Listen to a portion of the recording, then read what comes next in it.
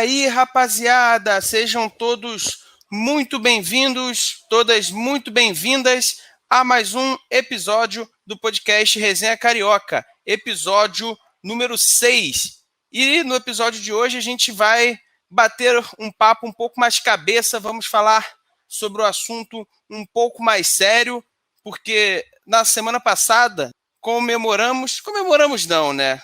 Porque essa data não se comemora. Nós completamos 57 anos da ditadura militar, uma mancha aí na história do nosso país, e baseado nisso, o tema de hoje vai ser, como eu já disse, um papo cabeça. Vamos falar sobre o futebol como um instrumento social. O futebol é muito mais do que um esporte emocionante que a gente gosta e que a gente ama.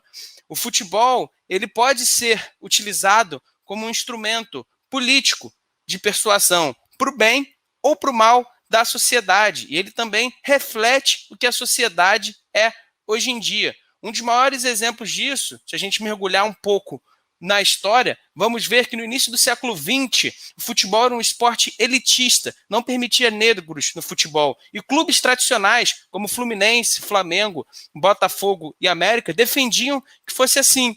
Mas aí, clubes como Bangu e Vasco da Gama, clubes fundados por operários, lutaram e permitiram com que negros pudessem jogar futebol. E eles conseguiram, sendo campeão carioca, o Bangu da Série B em 1913 e o Vasco da Série A do Campeonato Carioca, no seu ano de estreia, em 1923, ganharam com negros no elenco e reforçaram a luta para a inclusão de negros no esporte. Mas isso não se atém somente ao racismo. A história do Botafogo, por exemplo, começa muito atrelada também à questão política. Um dos fundadores iniciais do clube do Botafogo era Luiz Caldas, na verdade. Luiz Caldas, defensor da monarquia. Ele participou da segunda revolta armada contra o recém-regime republicano do Rio de Janeiro, foi preso e logo após a sua morte, né, os remanescentes do grupo de regatas Botafogo, fundado pelo Luiz Caldas, os sócios remanescentes desse grupo fundaram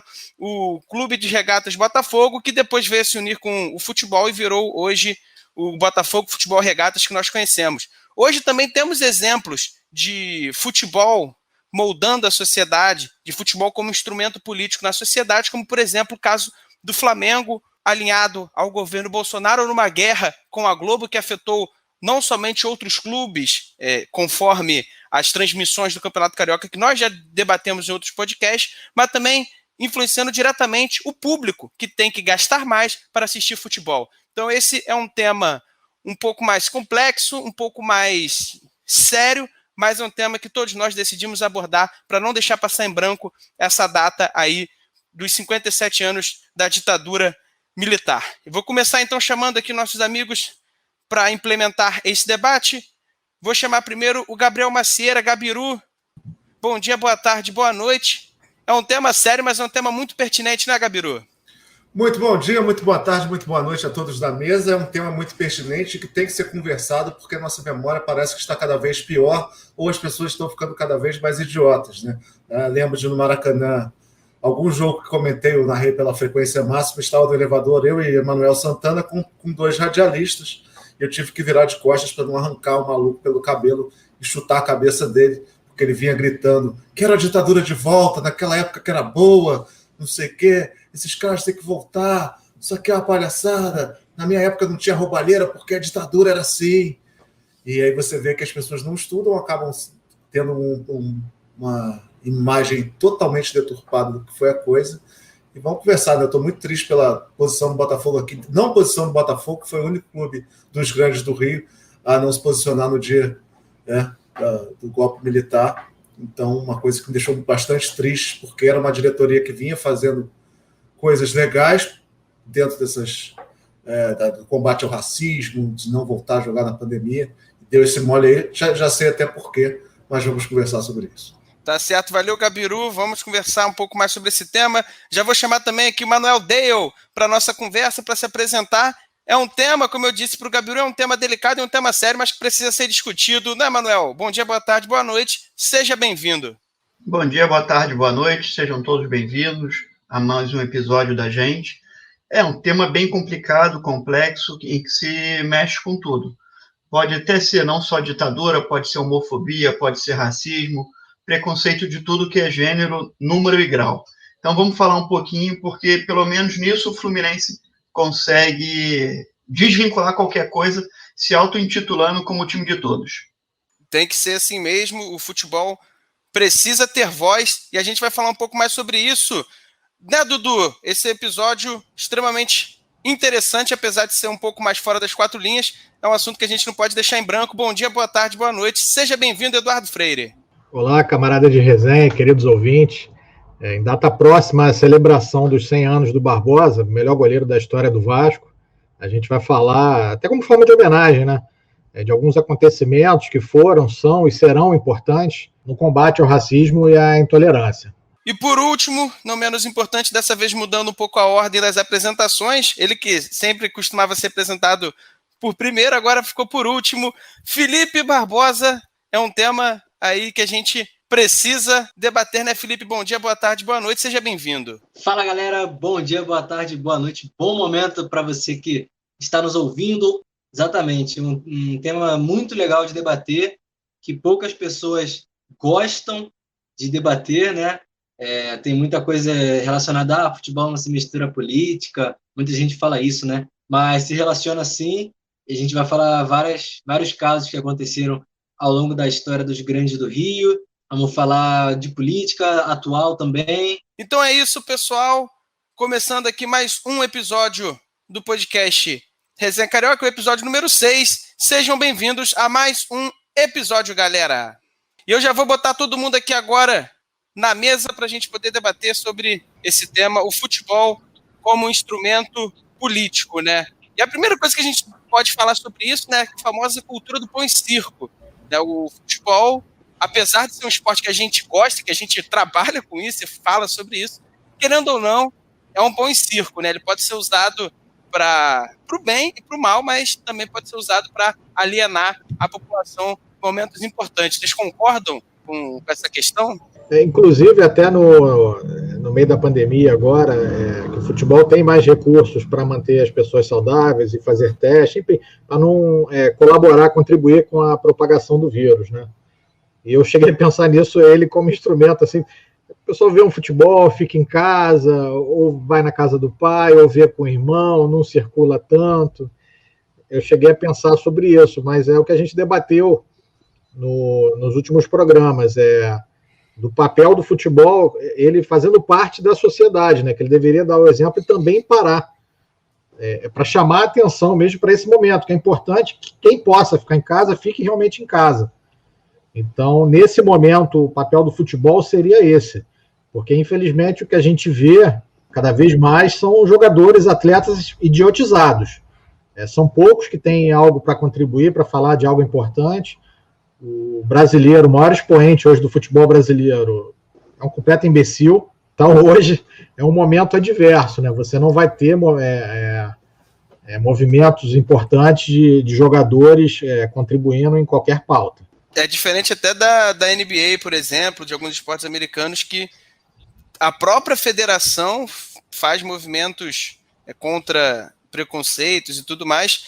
E aí, Gabiru, você falou que o Botafogo foi um dos poucos times que se pronunciou, na verdade não se pronunciou, né? Não se pronunciou. Sobre a questão da ditadura militar. E assim, na minha opinião, aí eu vou falar e vou botar o Gabiru e os amigos também podem comentar, o Vasco foi o clube que melhor se manifestou. Fluminense e Flamengo deram aquelas notas padrões, fizeram lá falar mais por fazer, falar, vou fazer aqui, por fazer, mas agora, não se pronunciar é vergonhoso. Desculpa a palavra, mas é vergonhoso, né, Gabiru? É vergonhoso, é bom esclarecer uma coisa aqui que me parece que se desvirtuou no caminho da vida, né? Até indico uma série americana chamada The Newsroom, que é como se o jornal Globo pegasse o William Bonner e falasse assim, William, a gente vai debater todas as notícias, e as notícias dessa série são reais, e você fica acreditando que o William Bonner dessa série faz muito bem o âncora, é um cara de esquerda, né? E não é, no final, não no final da série, mas já na eleição do Obama, ele fala assim, cara, não sou. Só que os assuntos parecem ter ido mais para a pauta de esquerda. Esse da ditadura militar tenho certeza que o Botafogo ficou com medo. Assim, o Botafogo está com medo da sua torcida, que acha que essa pauta, como a pauta da homofobia, do racismo, é uma pauta só de esquerda, quando, na verdade, deveria ser uma coisa normal para todo mundo, né? Pô, o time lutando contra o racismo, um clube para ser que quer continuar sendo gigante, ele tem que, isso aí está dentro disso. As redes sociais é um caminho forte, a briga contra a homofobia, tudo, você trazer inclusão no futebol é importante demais para você ser um clube, para você trazer mais pessoas que querem torcer para o futebol. E o Botafogo ficou com medo da sua torcida. Muito essa pauta se desvirtuou muito nos últimos anos, né? Muito em conta de fake news e tudo. E acaba ficando como se o clube estivesse se posicionando só à esquerda. Chamam de lacração isso, né? Que é um absurdo para mim, porque é uma coisa normal, a ditadura que matou muita gente, que torturou muita gente. Todo mundo sabe disso, mas as pessoas preferem acreditar em outras coisas e preferem não estudar a história contra isso, e o clube fica com medo, que é mais lamentável ainda. O Botafogo tem um vice-presidente que ele falou no dia, mas o Botafogo provavelmente alguém de lá de dentro não deixou, porque está com medo, e é um medo que te deixa, para mim, menor do que você é. É complicado, porque são pautas, né, Manuel, Felipe, Dudu, que não são pautas de esquerda e direita, são pautas contra preconceitos, né? São pautas sociais de igualdade, o que deveria ser básico do ser humano, né? Inclusive está na Constituição que todo mundo é igual perante todo mundo. E aí, Manuel e Felipe, eu falei aqui do Fluminense e do Flamengo que se posicionaram, mas se posicionaram, pelo menos na minha opinião, de maneira assim, para não deixar passar em branco, vou soltar aqui uma fotinha como homenagem. Pelo menos a impressão que ficou para mim, não sei se para vocês deu também essa impressão, Manuel, aí, Felipe. Tá, o estagiário do Fluminense, ele só foi obrigado a colocar, né? Porque, como o Gabiru falou, no Fluminense também tem uma grande reticência por pautas de direita e esquerda. Quando um tema é de esquerda, a torcida que é de direita crucifica o time. Quando a pauta é ao contrário, aí vem o outro lado e crucifica. Então, de repente, o Fluminense fez uma singela homenagem para também não criar um atrito entre os dois lados da torcida, porque, infelizmente, isso tem. Tem a parte que apoia a esquerda, tem a parte que apoia a direita, e aí ficam discutindo nas redes sociais, meu time está certo, meu time está errado, eu não tinha que postar. Então, fica complicado. De repente, o clube também não se sente muito à vontade e encontra uma parte da torcida, né? Então, por isso que, de repente, fez só o básico, só para poder, vamos dizer assim, fiz o meu papel de prestar uma homenagem. Basicamente o que o Gabiru falou do Botafogo, só que pelo menos se posicionou, né, Felipe? Coisa que o Botafogo não fez. Hashtag democracia sempre. Foi o post do Flamengo no Twitter. Botou essa hashtag e uma foto com as cores do clube escrito democracia sempre. É como você falou, é só para dizer que, só para não passar em branco, né? Não deixa nenhuma data passar em branco, aliás. Todas as datas tá lá. Alguma hashtag, alguma frase. Agora, se você for perguntar mesmo, aí ninguém liga muito. Acho que esse negócio dos clubes se posicionarem começou a crescer muito nos últimos anos, até por pressão da torcida. Se a gente for pegar 5 anos atrás, cara, tem muito clube que não se posiciona sobre várias coisas. Só a gente parar para pesquisar mesmo. E hoje temos ainda, né, como foi citado aí o Botafogo, não lembrando nessa data, que faz parte da história horrenda, né, do Brasil, do nosso país, uma fase muito ruim, e a gente vê aí os clubes não se importando muito, deixando mais para a galera, postando para não pegar mal, e se não postasse também ia pegar mal de qualquer forma. Então é chato, né? A gente vê esperar alguma coisa de um clube e ver lá hashtag democracia sempre. É bizarro. Ainda mais o Flamengo, que teve um atleta que foi torturado e morto, né, durante esse período. Mas depois a gente fala. E o Dudu, quando ele estava falando, chegou a falar dos jogadores, né, do futebol que não tem voz e que o maior expoente hoje se omite, né? Simplesmente sempre se omite. Tivemos essa semana casos de racismo no futebol da Espanha, aqui no futebol brasileiro mesmo, que o pessoal se diz um país que abrange tudo, né? Um país bem mesclado. A gente ainda tem bastante preconceito e falta dos jogadores né, pessoal?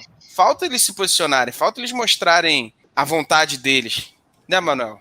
No caso do Fluminense, a gente tem um jogador extremamente que se posiciona e é criticado em 80% quando ele resolve falar, que é o Igor Julião.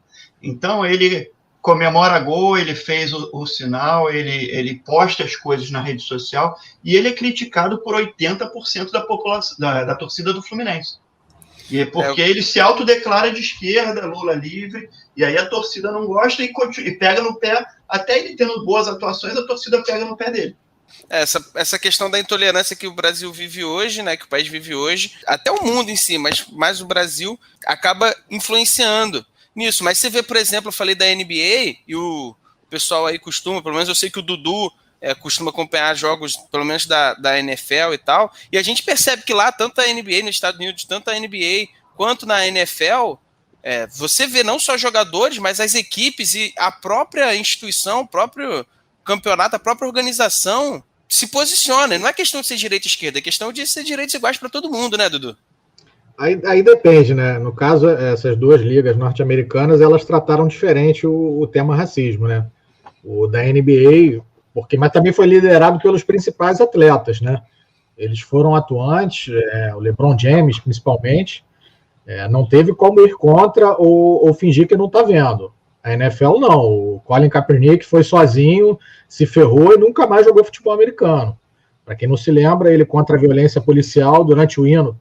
Todo evento esportivo nos Estados Unidos toca o hino dos Estados Unidos antes da partida, e ele, durante o hino, ele se ajoelhava em protesto contra a violência policial.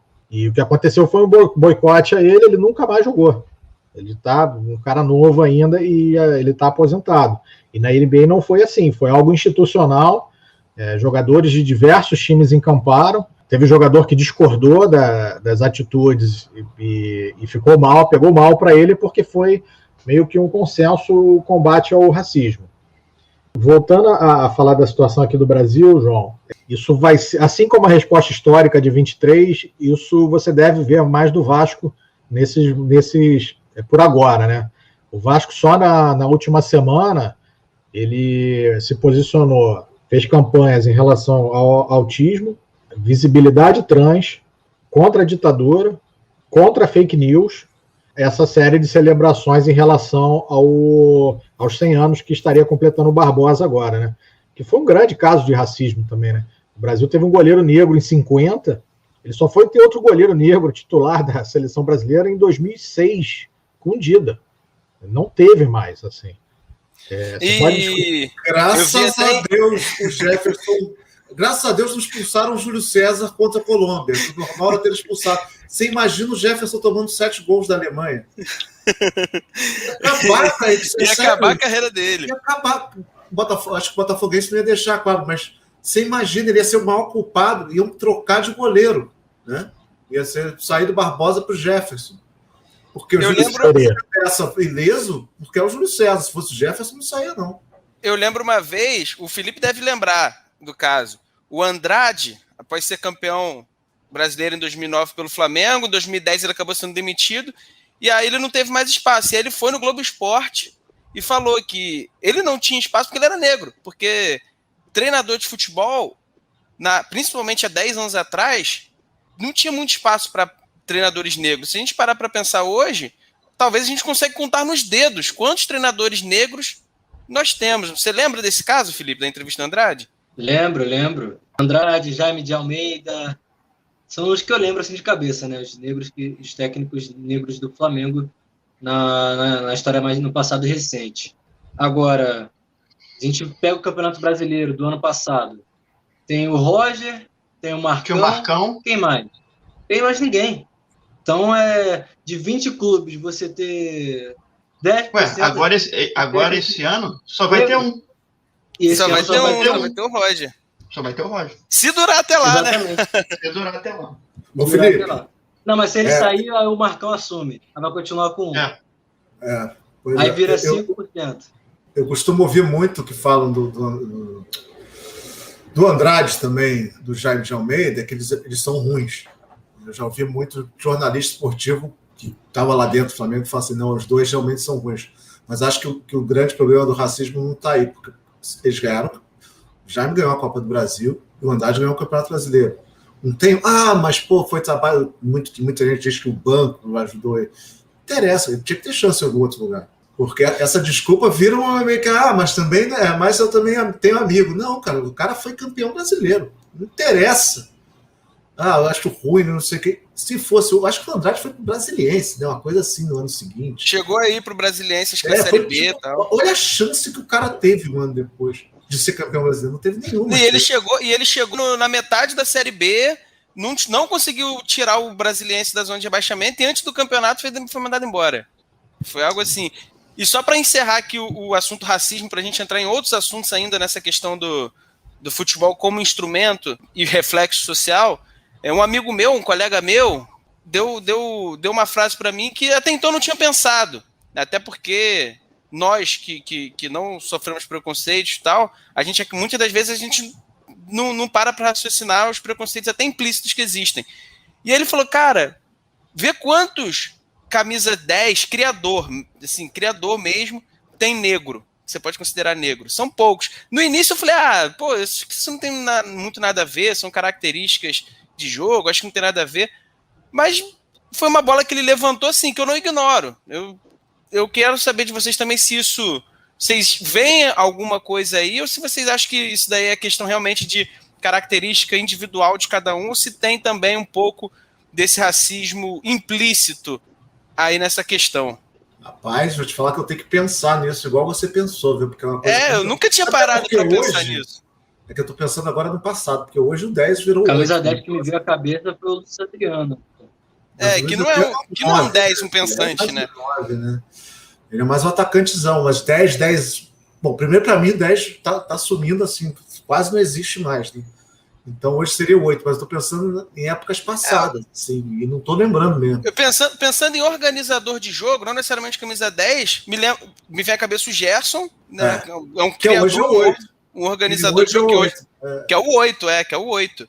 Mas assim, não lembro de muito mais gente, deve ter um ou outro, mas se você parar para pensar, o atleta negro normalmente ele joga na ponta, porque ele é rápido ou porque ele é forte e joga mais atrás. Então é um caso a se pensar, né? Algo que são coisas que você se acostuma e nunca para pensar, né? Então, assim, é muito exatamente. Importante escutar os outros. É muito importante escutar negros falando sobre a história do futebol, sobre o que já passou, porque às vezes as coisas vão passando na nossa frente e a gente não se liga, cara. A gente é educado num país racista também. Exatamente. É porque também tem algumas coisas, algumas questões a gente teria que fazer suposições, né? Por exemplo, o Seedorf, ele chegou no Botafogo já cascudo, ninguém se metia com o Seedorf, ninguém ia argumentar com o Seedorf, um cara já vivido, inteligente, rodado, mas possivelmente muitos outros garotos com características de personalidade parecidas com o Seedorf, talvez não se criassem aqui no Brasil. Eu acho isso bem possível. Mas é uma questão de sentimento. Eu não tenho dado estatístico para te passar em relação a isso. Mas, de fato, você não é só o camisa 10, pensante, aquilo que a gente está... É o líder do time, é o xerifão, é o capitão do time. De fato, são poucos mesmo. É possível que uma coisa esteja atrelada à outra. Mas isso aí, possivelmente, você vai buscar mais mapeando base, conversando com pessoas que trabalharam na base. Eu acho uma coincidência bem possível, sim. Não só de camisas 10, mas em qualquer função de liderança dentro de qualquer elenco.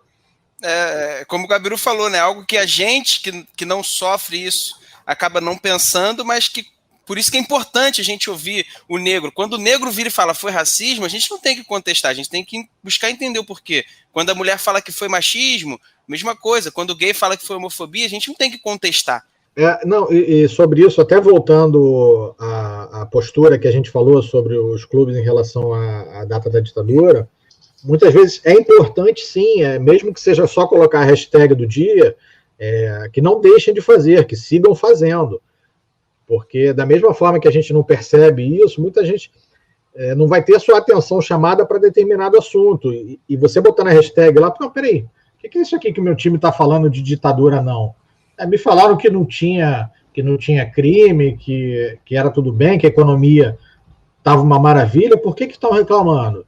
Aí isso, de repente, vai levar alguém a pesquisar, não, peraí, não é que a economia era boa, é porque ninguém falava que era ruim, não é porque não tinha violência e corrupção, é porque ninguém podia falar. Ah, as coisas funcionam assim. Isso é o papel do futebol, é o futebol fazendo parte da sociedade, chamando a sua atenção para fatos importantes e que fazem parte do nosso convívio, do nosso trato cotidiano. Pois é, e agora trazendo para a nossa realidade aqui, o futebol, não só na questão do racismo, mas na questão da política como um todo, né? O futebol é um meio ainda muito, muito machista, mulheres que trabalham no futebol sofrem com isso, é um meio muito homofóbico também, a torcida grita cânticos homofóbicos, o Manel, por exemplo, que é torcedor tricolor, e o Fluminense é conhecido, né, por essa questão da homofobia, muita gente fala tricolete, termos pejorativos para o Fluminense, muita gente fala, é zoação, é brincadeira, mas hoje em dia, Manel, querendo ou não, a gente tem que repensar, tem como você zoar o seu rival sem ser desrespeitoso com outro ser humano, não tem, Manel? Tem, da mesma maneira que tem os cantos homofóbicos, tem os cantos que vêm da torcida do Fluminense para as outras torcidas. Sim, sim. Isso é questão de cultura. A população, os torcedores, eu acho que não tem cultura, entendeu? Porque ele faz com o intuito de ofender.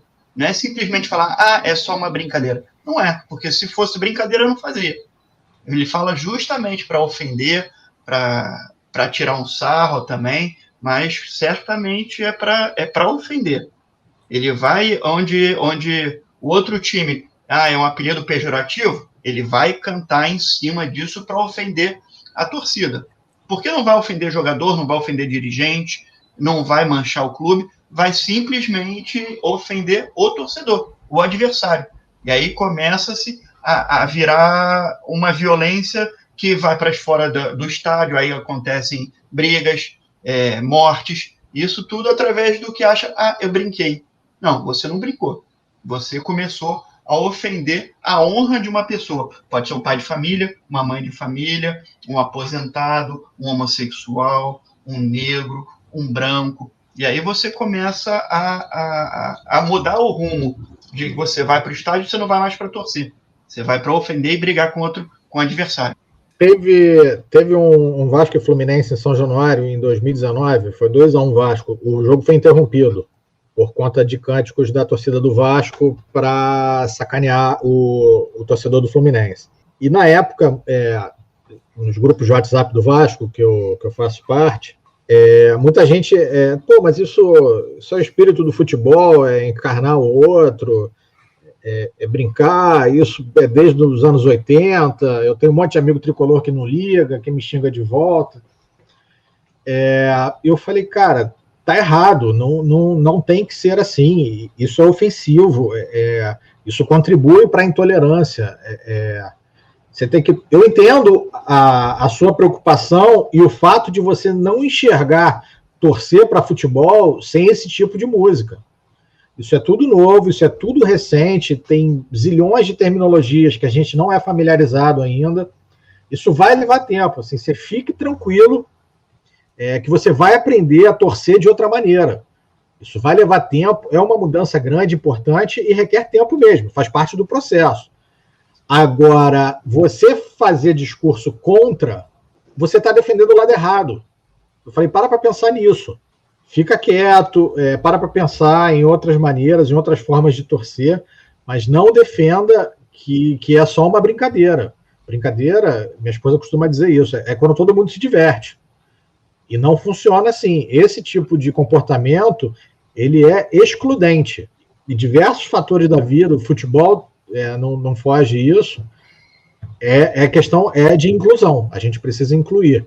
O momento é completamente adverso para a gente debater isso, porque os ânimos estão exaltadíssimos, a gente vive dias sombrios, enfim, mas é uma ferida que tem que ser exposta, a gente tem que mexer para tratar. Pois é, e aí já trazendo para a atualidade, acho que o caso mais recente de futebol como instrumento social e político, porque política e sociedade estão inclusos, e o futebol está incluso na sociedade, não pode andar fora. A gente já falou sobre isso no episódio que falamos sobre a paralisação do Campeonato Carioca, a possível paralisação, que a gente defendeu, inclusive, que acabou não acontecendo, também por questão política.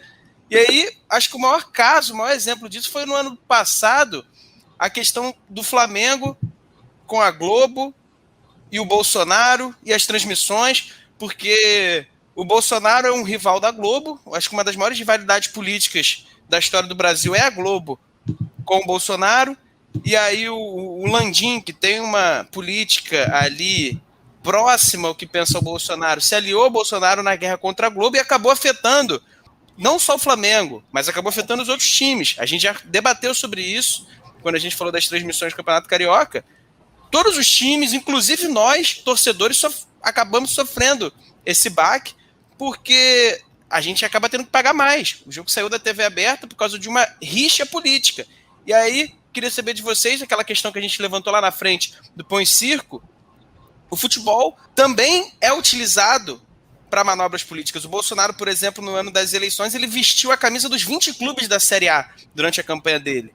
E tem gente que fala que futebol não tem que se misturar com política, mas futebol, a política rege a sociedade, o futebol está dentro da sociedade, então não tem como fugir disso, né, pessoal? Eu acho que tem duas coisas aí. A primeira é que quando tem muita gente que às vezes não sabe separar uma coisa da outra. Por exemplo, quando o Felipe Melo falou Bolsonaro 2018, isso para mim está proibido, porque aí você pegar o seu clube numa eleição. Por quê? Porque estava numa época de eleição, e aí sim você não pode pegar o seu clube para levantar, para fazer para candidato A, B ou C. Isso aí, para mim, é essa questão que o futebol tem que ficar longe da política. Ele não pode usar o símbolo como uma plataforma política para uma eleição, digo eu. Sim. Tanto é que jornalistas, você já frequenta o Maracanã, o Felipe também, na área de imprensa, jornalistas, quando são candidatos, eles têm que se afastar do veículo Sim. que eles estão no período de eleição, justamente para não haver nenhum tipo de campanha política de graça, que foi o que acabou fazendo o Felipe Melo, né, Gabiru? Isso não pode, porque isso é você usar o seu clube como instrumento de tentar ajudar como uma plataforma, né? Deveria perder, inclusive deveriam ter regras mais rígidas para isso. O resto, eu acho que o jogador aqui no Brasil, ele é meio que educado, o atleta no Brasil, ele é meio que educado a não dar muito palpite, né? Não aparecer muito, porque geralmente ele é o lado pequeno da força. Né? É dirigente, faz besteira, o presidente da CBF, então, geralmente é preso, ou outras coisas, e o jogador ele se sente um ser descartável, né?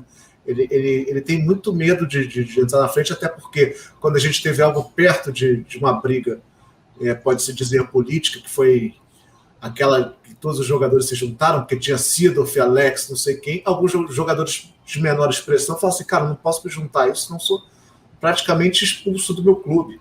Então, é uma classe muito desunida e individualmente com muito medo de se posicionar, porque pode perder a carreira, pode acabar sendo abandonado por aí. E acho isso importante falar também, que é difícil você se posicionar para um atleta, é difícil, não passando pano para eles, mas é um negócio que às vezes a gente bota uma responsabilidade deles, como eles não são muito unidos, acaba isso. E também a educação, claro, que é tudo muito rápido, né? Você virou atleta com 12 anos, quando você vê que você já é profissional e tal, você simplesmente perde a chance de poder entender mais ou menos o que está acontecendo. Eu acho que é por isso que atletas de mais peso e renome, como por exemplo o Neymar, o Gabriel Jesus, principalmente atletas que são negros, poderiam se posicionar mais, né, Felipe? Eu acho que eles, como pessoal que, negros, que saíram de periferia e tudo mais, poderiam, não é questão de defender político, defender ideologia, não, é defender o deles. Eles representam uma parcela da sociedade que vem neles uma esperança. Então eles podiam mostrar que, assim, eles são negros que ascenderam na vida, mas que a maioria do pessoal que vive a realidade deles não vive isso, né, Felipe? Acho que eles poderiam ser importantes nesse papel, né, Felipe? Exato. Ainda mais porque eles são jogadores de muito renome e são considerados grandes jogadores do futebol europeu e mundial. A gente vê microposicionamentos tanto do Gabriel Jesus quanto do Neymar, já que você citou esses dois aí, e mais recentes também, né? Depois do que aconteceu ano passado, com a morte do George Floyd, teve toda aquela manifestação mundial. A gente viu aquele caso do Neymar na Champions, né? Foi na Champions aquele jogo, que foi do árbitro. Não lembro agora exatamente como é que foi, mas o Neymar ouviu as palavras racistas, denunciou, acabou que não deu em muita coisa. O árbitro foi afastado, mas não deu em muita coisa. O Gabriel Jesus também, às vezes, posta alguma coisa ou outra, mas também pequeno, né? Se a gente vê o Marinho, eu vi muito o Marinho no passado se posicionando, principalmente ali quando voltou o futebol.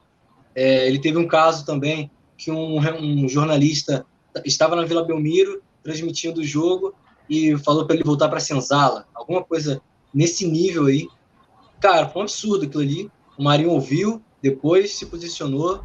E ele é bem contundente. Eu gosto muito do Marinho por causa disso. É um cara que a gente vê que ele tem muita dificuldade de falar, ele veio de baixo, a gente sabe, e ele é um cara que tá ali, ele sabe do que ele tem que fazer, ele sabe o que ele tem que falar, e enquanto outros que tiveram um sucesso maior em tempos menores ou antes, não estão nesse nível, não estão nesse patamar de envolvimento. Então, é complicado a gente também ficar falando, porque cada um se posiciona como quer, liberdade de expressão de cada um. Então, acredito aí que, cara, tem jogadores que vão se posicionar assim, como é o caso do Marinho, como é o caso do Igor Julião, que gosta muito de se posicionar também sobre outros assuntos, claro. E tem gente que não tá nem aí, tá cagando. Então, a gente vê, por exemplo, jogadores do Flamengo, vamos lá, já que eu estou aqui para defender o Flamengo, né? Para defender não, para falar sobre o Flamengo.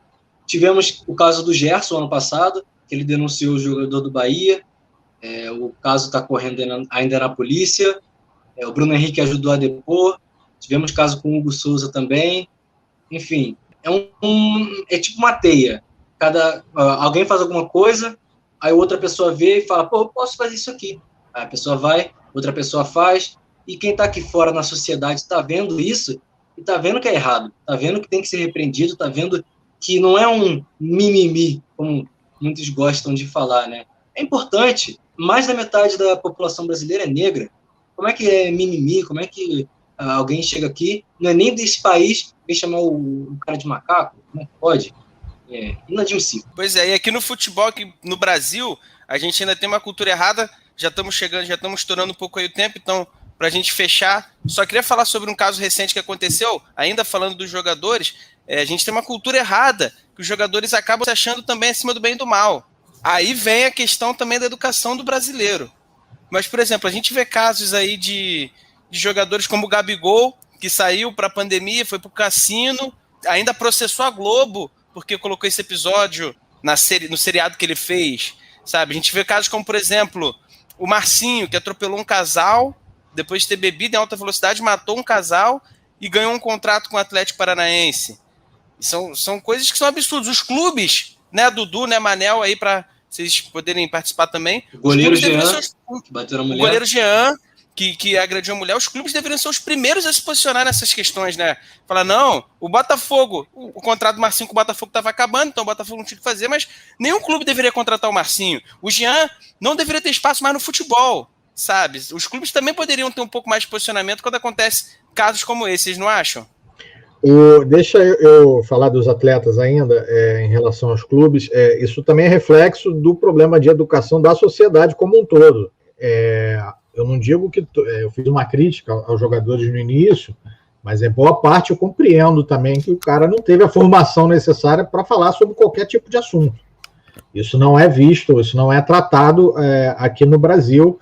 Então, a maioria dos atletas eles têm problema de formação igual toda parcela da sociedade. Então, é reflexo uma coisa da outra. E acaba isso mesmo, dele se sentir... É difícil controlar isso, né? Tu pega um menino pobre que nunca teve dinheiro, que batalhou pra caraca para chegar a um lugar de projeção, começa a ganhar um dinheiro. Como é que tu vai segurar um moleque desse, entendeu? de não ter uma vida cheia de supérfluos, né? De ficar indo para cassino, de postar em balada. Pô, vou falar sobre política, chato pra caramba, cheio de mulherzinha para eu sair aqui, pô, um monte de festa, baile e tudo mais. Então, é difícil cobrar isso também de muita gente. Mas, pô, uma liga inteira, centenas de jogadores, eu acho pouco a gente só lembrar hoje do Igor Julião. O Felipe Melo é melhor ficar quieto mesmo. E aí, Manel, o exemplo já vem de cima, né? Nós temos hoje jogadores europeus, né, entre aspas, aqui no Brasil, mais experientes, que hoje em dia têm mais voz e que poderiam fazer esse papel. Eu disse aqui do Neymar, do Gabriel Jesus, mas assim, tem vários outros. Trazendo para o Brasil, nós temos jogadores experientes que conheceram culturas diferentes, conheceram culturas que normalmente são mais receptivas que a cultura brasileira, e eles poderiam ser esse papel de liderança que o Dudu está falando, para chamar o jovem e falar, poxa, olha só, instruir um pouco mais, não só na questão de posicionamento político, mas até na carreira mesmo do atleta, não é, Manuel? A gente tem jogadores que poderiam fazer isso, mas não fazem, né? E eu vou ser polêmico, tá? Opa, gostamos. Às vezes eles não fazem porque também eles não se interessam. O jogador que vem de fora, ele estudou, ele teve condições, teve uma vida boa, aí chega no Brasil, ele só quer encerrar a carreira, jogar o futebolzinho dele e não dá assunto. A gente tem um monte de jogadores aí que encerraram carreira e não deram uma palavra sobre nada. Vieram da Europa, onde fizeram a vida, aproveitaram do bom, do melhor, jogaram em ótimos clubes, tiveram estruturas, e aí chega no Brasil, joga mais 1 ano, 2 anos, e aí volta para a Europa para curtir a aposentadoria. Um jogador que fez justamente ao contrário, por ser jovem, até posta bastante coisas, não sobre só racismo, homofobia, mas pelo o amor ao próximo, é o Richarlison, que veio do América Mineiro, que foi para o Fluminense, e aí foi para fora, para a Inglaterra. Ele está sempre tentando ajudar, está sempre pagando um programa de um estudante que foi fazer concurso de matemática, não sei aonde ele pagou, doação de camisas. Então, ele é um que tem se posicionado, acredito que não contra racismo ou homofobia, mas tentando ajudar o próximo. Então, acho que ele é um exemplo a ser seguido também. O que já é um passo, né? Só de você tentar ajudar o próximo já é um passo. O Richarlison, ele é um vascaíno que conhece a história do clube que ele torce. E aí... Ô, JP, só queria deixar só uma dica para os amigos, que é de um grande amigo meu, Pedro Leonardo, tem um podcast chamado Ubuntu Esporte Clube. Sim. No 11, que tem o Paulo César Vasconcelos, eles falam sobre o Neymar e o Pelé, que a gente passou falando aqui. Que às vezes, como a gente joga uma responsabilidade maior no atleta negro, de se posicionar do que no atleta branco, né? O Pelé sempre foi assim. Aí você pensa, mas é na importância, só que é legal ouvir eles falando que depois que terminou o programa, eu tive uma reflexão, pensei isso também, assim, de quantas às vezes a gente responsabiliza, joga muita responsabilidade do atleta negro e o branco tá lá, tipo, 0 bala, né? O time do Valência saiu ontem, depois voltou. A Europa mostra uns casos de racismo muito pesados agora, né? Agora não, sempre mostraram, e que a UEFA, com aqueles babacas lá que estão na UEFA, fica deixando de lado, e é importante demais o mundo mudar rápido nisso, assim, as punições serem cada vez maiores, para poder ter um ambiente melhor. É importante que você falou, Gabriel, porque quando o oprimido tenta se rebelar, ele é rapidamente deixado de lado. Agora, quando a classe opressora, não que todos os brancos sejam opressores, não me entenda mal, mas quando os brancos começam a abrir mão, a falar sobre o racismo e também a combater o racismo, você já vê que, querendo não dar mais voz, porque é a classe que oprimiu ali, combatendo o que sempre foi feito pela classe que oprimiu. Galera, vamos já chegando aqui a quase 50 minutos de podcast. Tem muita coisa para falar. Se quisesse, poderíamos ficar falando aqui sobre isso durante muito tempo, porque sociedade e futebol se misturam, futebol, política, religião, sociedade, dá tudo incluso, tudo se mistura, não tem jeito, temos que falar, temos que debater. Sim, a maior falácia que a gente cresceu ouvindo era que futebol e religião não se discute. Se discute futebol, se discute religião, se discute política, se discute tudo, a gente tem que conversar, tem que debater sempre. E não é discutir, bater boca, é conversar, é debater, principalmente manter a cabeça aberta pensando sempre no próximo, sempre se colocando no lugar do próximo. Já para fechar então esse podcast, pessoal, quero agradecer bastante. Não vamos falar de futebol hoje, mas eu acho que é um assunto que merecia a atenção da gente. Então, Felipe, já que você ficou por último na abertura, vou passar a bola aí para você. Vamos ter a cornetada, claro que vamos ter a cornetada, então já se prepara, Felipe, Gabiru, Manuel, Dudu, já vão pensando aí na corneta de vocês. Felipe, tamo junto, um grande abraço, deixa sua corneta e aí a despedida pra galera. Valeu, Felipe, tamo junto. Valeu, Beleza, valeu, Gabiru, Manuel, Eduardo, valeu todo mundo aí que ouviu a gente. Bom, pensei aqui um pouquinho, vou reiterar minha cornetada na postagem patética do Flamengo, né? Hashtag democracia sempre. É uma palhaçada, né? Postar só uma frase no aniversário de um dia que durou anos e foi uma das épocas mais tristes do nosso país. Então, o Flamengo se isentou e vacilou. De novo, não é a primeira vez. Valeu. Valeu, Felipe. Tamo junto, grande abraço. Dudu, sua corneta e a sua despedida da galera. Muito obrigado aí, mais um episódio, Dudu, tamo junto. Corneta vai para a parcela da torcida do Vasco que tenta usar argumentos dizendo que futebol não tem que se manifestar sobre determinadas pautas, sobre determinadas causas, que não tem que falar sobre racismo, que não tem que falar sobre inclusão. O que teve de gente reclamando na transmissão da Vasco TV sobre a presença da Fabris, uma trans que é super atuante nas mídias sociais, conhecida por muita gente. O pessoal fazendo malabarismo para dizer que isso. O que eu tenho a dizer para essas pessoas assim, mude de time. Você não conhece a história do Vasco, você lá na década de 20, você teria brigado contra a resposta histórica e a história do Vasco é pautada em cima disso. E não só a história do Vasco, assim, talvez não tivéssemos Pelé e muitos outros atletas negros se não fosse aquele movimento. É isso, mais uma vez um prazer falar com vocês, um abraço a todos. Tá certo, valeu, Dudu, grande abraço, a corneta pro Rubens Lopes, vai ficar pro próximo episódio. Gabiru, tamo junto, Gabiru, grande abraço, um episódio aí que a gente não falou de futebol, mas falou de um assunto importante, Gabiru.